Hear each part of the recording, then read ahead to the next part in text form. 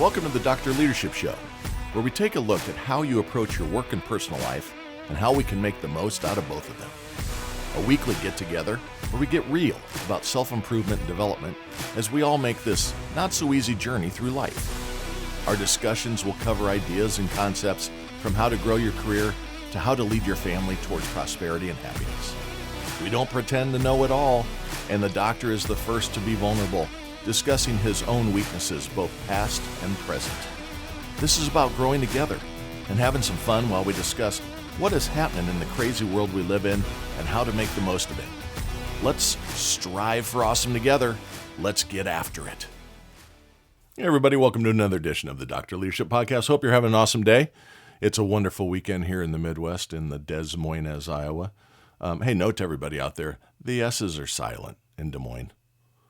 I fly quite a bit, move around the country, and I'll be sitting at airports and Flight 4752 leaving for Des Moines. No, man, it's Des Moines. It's not Illinois. It's not Charlotte. I mean, come on, man. Reading and writing. Let's get them back in the schools. But hope you're having a great day. This is the last episode before Christmas, so I want to wish everybody a very Merry Christmas.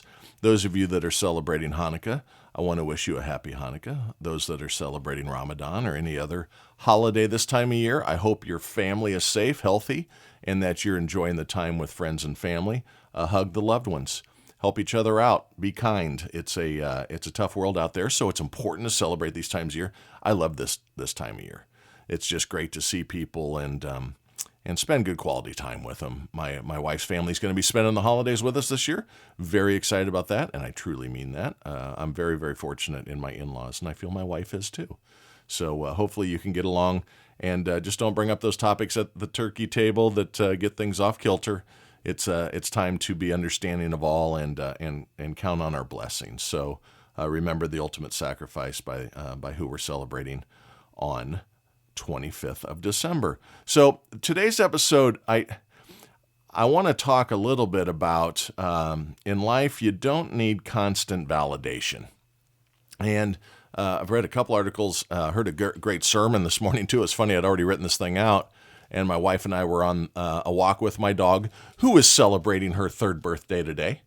Jovi girl, yeah, Jovi's 3 years old, and has proven a couple times today already that she's got a lot of puppy left. We popped her in the car, went over, got her a pup cup, the local Starbucks. She was very excited about that. And we were listening to the sermon as we were walking. So it's funny how these things kind of cycle together. I'm sitting and I'm talking to my wife, and I said, well, that's actually what I'm doing, recording on the podcast today. So great things kind of lined up. And it gave me, I'm not looking for constant validation, but it gave me some validation that maybe I was onto something. It was a great sermon. But do remember this. You can get access at early episodes. You can get access to great interviews at the Leadership Lounge, all by going to the website at www.drleadershipresults.com. Click on subscribe, $5 a month. Self-development. We're getting into the new year. People are going to make these New Year's resolutions. Again, I always say don't set a time to start a goal, set a time to achieve a goal. But it's that time of year when millions of people are going to set their goals. Share it with friends. Share the podcast with friends. Hopefully they get a little something out of it. Just trying to share the mistakes I've made and some lessons I've learned in life. And by spending $5 a month, cancelable at any time, you enter your credit card information, away you go. You get access at stuff. Kind of cool. Get a share, get to talk about the doctor's episodes before anybody else. Be hip, be a trendsetter. And then if you'd like to give us some ideas on content, you can email me. And that is at drleadershipresults@gmail.com.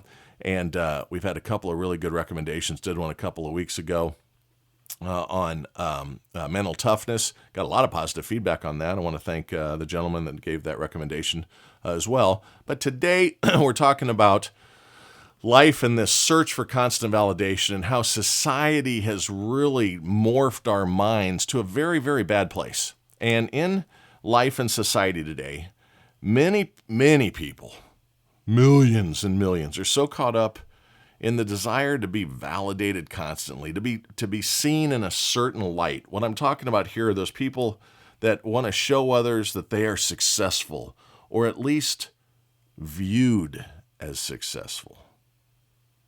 This is a serious challenge in our society's cultural issues right now. I mean, fake this, not real that, made up this, filtered that, all in the name of being validated and searching for affirmation from people who mean absolutely nothing to you in reality a lot of times. Speaking from the personal standpoint, I'm going to talk about this in a business light today as well, as a leader, as an individual contributor, but someone that's trying to lead or be involved in conversations. I'm going to talk about this need for validation too, because it's a slippery slope. It causes things to not be as they should be. But in our society, you all know how I feel about Facebook and Insta scam, as I call them. Very little is true other than the awesome dog videos. I mean, I share those with my wife all the time on Instagram. I watch Instagram to touch on my company's interactions, and I watch Instagram for funny dog videos and people falling and hurting themselves. One of our favorite shows is America's Funniest Home Videos. It's a Sunday night ritual when it's in new release. We'll even watch a rerun if it's been a while. And, people who scare other people, hysterical. The reactions of people. The big tough guy screams like a little girl. The little girl pees her pants. The wife that gets angry. Oh, my goodness. It's just funny how people react to being scared. But I involve on social media really to watch funny horse videos, funny dog videos, animal videos, things like that I share. But now it's even filtering into other apps like LinkedIn, where people are focusing way too much on being perceived in a specific way. They're trying to show their awesomeness at work. Look what I did. Now remember, it's amazing how much you can accomplish if you don't care who gets the credit as a group of people, as an organization, as a family. But what we've turned into from a society standpoint is about making sure we're seen as if we're on the top of the podium. And we fake, lie, and video filter continuously because of these mass insecurities inside our own minds. Be true to yourself is very important. Be true to yourself. You don't need to be validated. You need to be genuine to yourself. You need to be confident in yourself. Because this search for validation leads to problems. It really, really does. How about at work? I said I was going to touch on work here. Do you find yourself fighting for validation from others to be liked? Is that a worry before you insert your opinion or raise your hand? When you engage in meetings or in conversations, whether as the leader or as an employee, do you immediately start looking for a positive response from others to validate what you just said or what you thought? Do you say something and look around the table? There aren't enough nods here. Maybe I need to change my direction. If you don't see the response you want, does it lead to self-distrust right away? Do you suddenly go, maybe I'm not right? Do you ruminate on it? Does it bother you? Do you sit there and go, I'm not liked. They don't love me. This is not a healthy approach to things. Be confident when it is a time, when it is a time that you're sharing a true belief. Be confident. You are sharing an opinion you are relaying to others. Be confident in relaying that. Now be open to new ideas. Not closed-minded. I'm not saying you're right, but I'm saying if it's of a point of conviction or you're saying something, raise your hand. This world is full of people that are scared of saying how they truly feel because of the cancel culture. I dare anyone. I hope someone tries to cancel me in anything I do in life. It's going to be a very rough few minutes for that individual. I will shake them up and down verbally and emotionally, and they will cower in the corner when I'm done with them. I'm sorry. That's bullying to me, and I hate bullies. I will destroy you if you try to cancel me. Promise. Take me up on it. But be open to new ideas. Don't be closed-minded. But if you're being truly genuine, why wouldn't you confidently push forward? Why wouldn't you be confident with what you believe is a certain way versus suddenly changing to find acceptance from a group or a certain person. Well, I need them to like me because they seem to be liked by a lot of people. I need to fit in. Be a trendsetter, not a follower. As a leader, this is scary. This can be bad. Leading in anything you do, at home, in your business world, at your church, in your community. As a leader, this can show up as wanting to be liked or non-confrontational, right? However,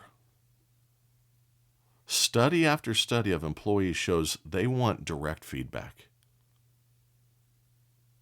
You may be worried that I don't want to be confrontational. Now, first of all, I've changed confrontational in my leadership life 20 years ago.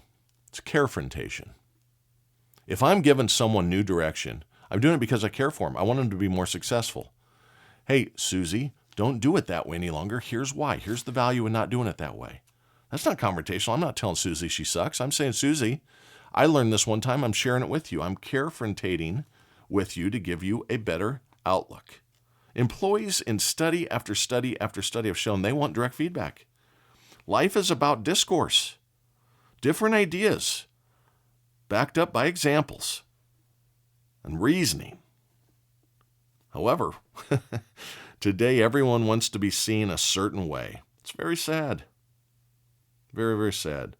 In reality, everyone is not paying attention to you anyway. They too are so self-centered right now that they didn't pay any attention to what you said anyway half the time. So stand there with conviction. They're sitting there faking it till they make it. That's all you're trying to do. If you aren't standing with conviction and don't believe in what you believe in and stand there and say, this is why I believe in it. See, this is what happens in today's political discourse. First of all, there's very little discourse. But if you don't believe like I believe, you're the enemy. You're evil. That's not how this works, man. And the ones that typically say you're evil if you don't believe like I believe cannot give you a single example why they believe that way. It's an emotional response. It's a vomit of weakness and emotional jibber jabber that they throw your way. But as a leader at work, a parent, a community leader, even a politician, it's important to push the right things to hit aspirational goals in your life, to drive improvement, or to teach valuable lessons. It's much more important to do those things than to be liked or perceived a certain way. I'd rather be unpopular and doing the right thing than be popular and doing the wrong thing. Our society is doing wrong things. People are lying to each other through misleading statements, misleading pictures, misleading information, day in and day out to try to score points in some scoreboard that means nothing in life. We need strong people in charge, not pleasers to certain groups or those that can, kowtow to narratives. We need leaders. We need to be leaders in our lives. Be confident. If you have a belief that is centered in what you have discovered, what you have learned, what you've looked up, what you've found, what you can see, remember, don't believe what your eyes are lying to you about is sometimes what you think people must be using as a theory because, no, I'm looking at it. There's the video. That didn't happen. That's misinformation. We're in trouble right now. So don't be part of the trouble. Be part of the cure. Do a gut check. Ensure you're leading or speaking or directing toward what is right for your organization, your family, your community, and ensure you aren't leading with likability as your compass. Now, I'm not saying be a jerk. I'm not saying be a jerkette. I'm not saying be an ass. I'm not saying be a bully. What I'm saying is lead with what is right, not with what is liked. A fear of popularity or lack of should never overshadow logic. People worry about being seen a certain way. I could not give less of a shit on what people think of me. True statement. Say it to anybody. Somebody gets in my face about, I couldn't care less how you feel about this. You have no impact on my life. I won't allow you to have an impact on my life. I don't need to fit in. I need to be genuine. I need to be honest. I need to be truthful. I need to be caring. I need to be giving. I don't need to be part of your group, which are none of the above typically. I'm here to lead, not be liked. I'm here to succeed, not be liked. I'm here to care, not be liked. I'm here to help turn society around one step at a time. We talked last week, little baby steps. Say hello, say thank you, say goodbye, say may I, say can I help you, give to others, give a helping hand, be neighborly. It's one step at a time to get this country back from the abyss of this awful culture.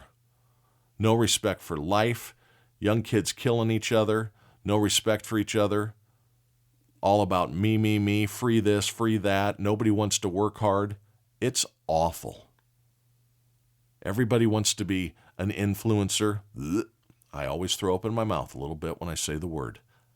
An influencer of what? Bad ideas and a fast road to failure? Think of OnlyFans right now. We've got tens of thousands of young women that have decided the best way for them to make a living is through porn or soft porn showing of themselves. Not to put their heads down and go to work. And some may say, hey, it's their body, they can show it. That's great. Would you show it to your grandmother or your dad or your mom? If not, then you know what's wrong. You may be liked by a bunch of creepy guys down in the basement. Is that who you want to be liked by? Is that the culture you want to be a part of? I don't. I could go out and be a drug dealer. I could be liked by all the addicts, make a lot of cash, get some gold chains, drive a nice car. Would I tell my grandmother about it? That's a barometer. Would you tell your parents about it? I want you guys to know what I'm doing to make my money. Look at this. Aren't you so happy for me? Do you want your dad signing up for your OnlyFans? Your uncle? Your brother? Bad spot, man. Got to be true to yourself. Got to be good. We have to take our society back. Now, we all need to make sure that these opinions that we share and these directions that we're giving are determined through homework, hard work, and utilization of our intellect and not our emotions. Come to clarity, then share those directions with the why as well as the how. Here's how you do it, Jimmy, but here's why we do it. Here's why we're kind to others. Here's why we work hard. As a leader to your teams, here's why we do this as an organization, because it's helping others. It's solving problems. It's how you describe it to your customers and your prospects too. The reason we do that is because it leads to this value for you. The reason we do this is because it leads to this outcome that brings value to you. The reason we do it that way is it solves this problem, which allows you to drive value, expand your customer's experience more joyfully. Don't worry about likability in anything in life. Worry about working hard and doing the right thing.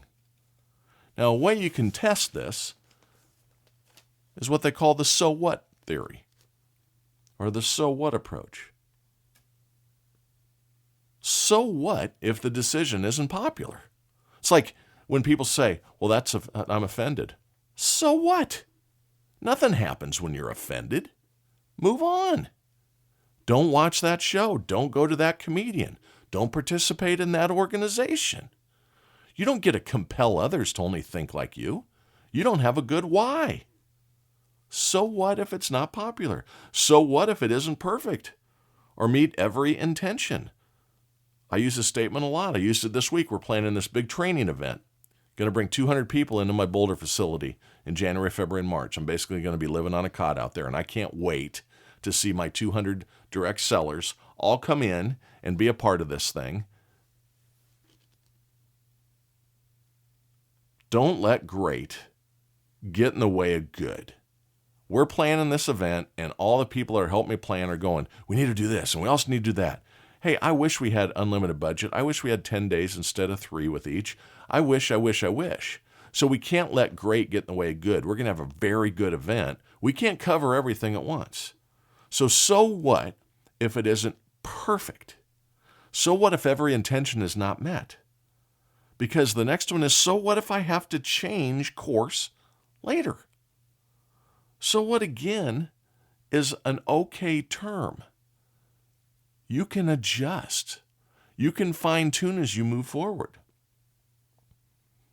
Again, you won't always be right, but be convicted in your educated opinions. Read, look things up. Find opportunities to increase your knowledge base. Keep promises to yourself. Speak up. Share ideas. And don't worry about rippling the damn pond. Be strong in your convictions, but make sure they aren't emotional. I don't like him because he did this. I don't care what he did or she did. Are the results there? Yeah. Now, you can't be illegal, lacking integrity, steal, thievery. There's boundaries around this. I think you all are getting what I'm saying here. But stop worrying about imaginary needs to be seen a certain way. It's ridiculous. Good gracious. I don't need to be I didn't want to be at the quote-unquote cool kids table in high school. I didn't want to be at the quote-unquote cool kids house growing up. I was off having real fun with guys that were real with each other. We'd just laugh at them. And you know what? 9 out of 10 of the cool kid table aren't the cool kids anymore. They peaked early. You watch, the Kardashians will fade away. Right now, the Taylor Swift, Kelsey shit. Oh my God. Can we go back to football? She's very talented. But the NFL is talking about Taylor Swift in between play-by-play. Trying to be cool. Trying to fit in. Maybe they're trying to expand the audience. I don't know. There's better ways to do that. How about lowering ticket prices? How about not charging $18 for a beer, but $6? You want to increase your target audience? How about televising locally instead of blacking out the local region for the games? You don't need to talk about Taylor Swift and Kelsey. Play the game. Let go of needing constant approval. A great example of a terribly poor sets of decisions was in the news this week. This disgusted me. My sister and I talked about it because she lives down in Fort Worth. Did you all hear about the $59 million wedding of a young couple out of Fort Worth, Texas? If you didn't, look it up. What I'm about to say is true. I cannot believe this story is true. And what this is all about is they want to be perceived as awesome. And they are so far from awesome, it is incredible. These people I've never met them, but they disgust me. A daughter of a wealthy family who had some car dealerships. Actually, what I read is he sold several of the car dealerships to Nick Saban, the coach of Alabama, for hundreds of millions of dollars in profit.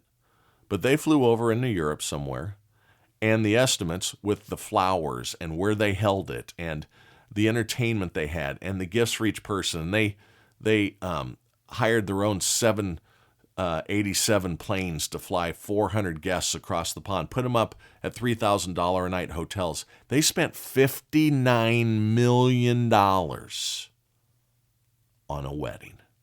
Now, I've got a couple of shame-ons here.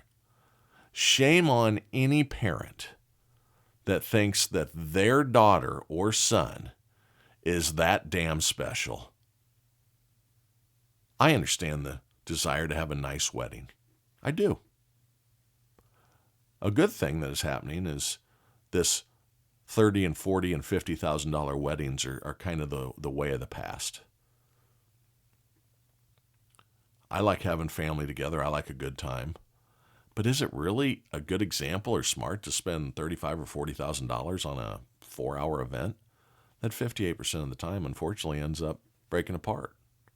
Heterosexual couples, that's the amount. It's like 75-80% on gay couples end up in divorce, which is rather funny.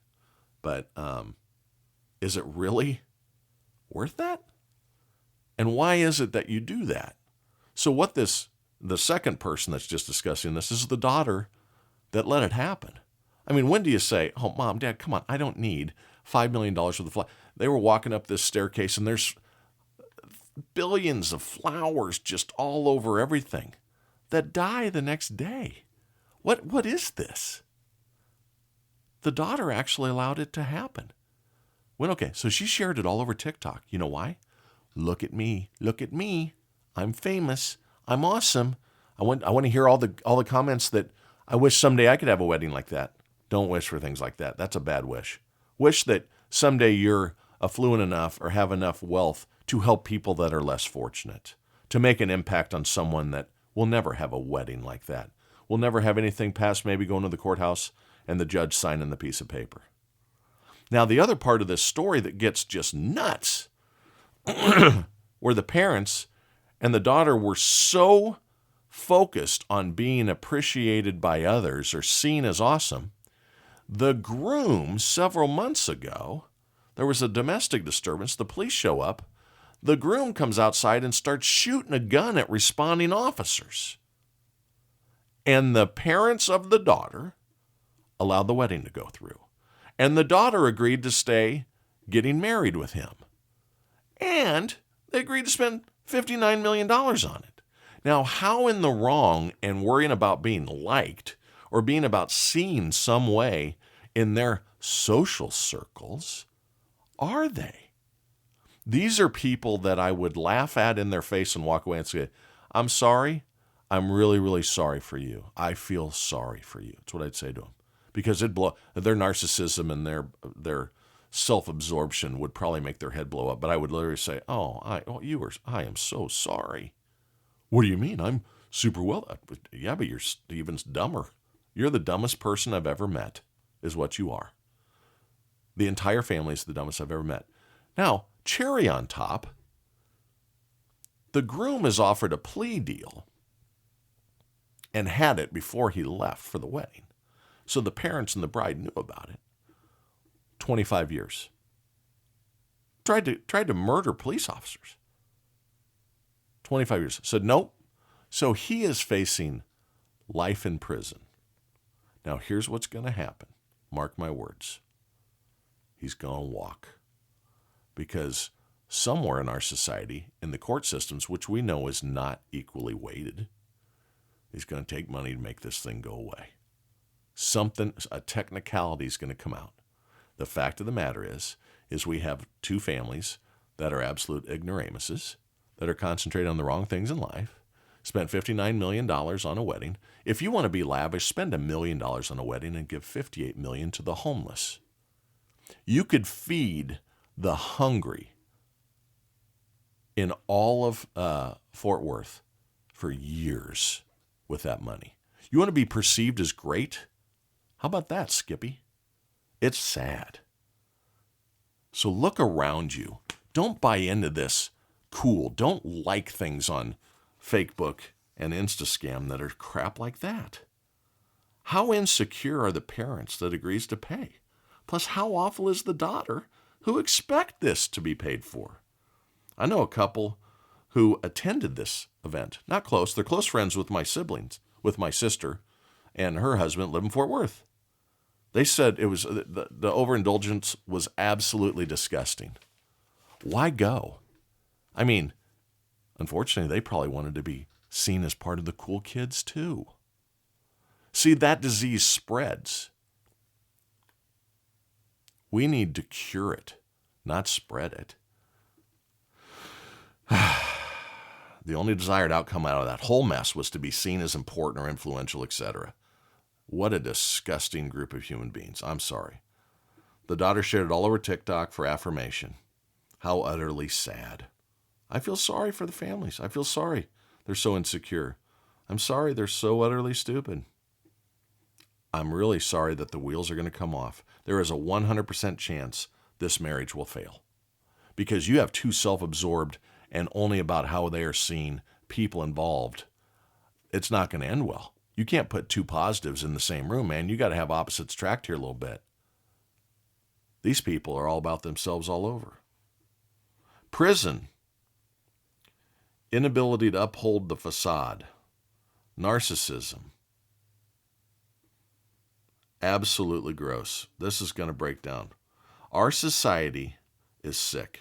We need to drive changes and be confident and quiet, not insecure and loud. We need to be helpful. We need to carry grace.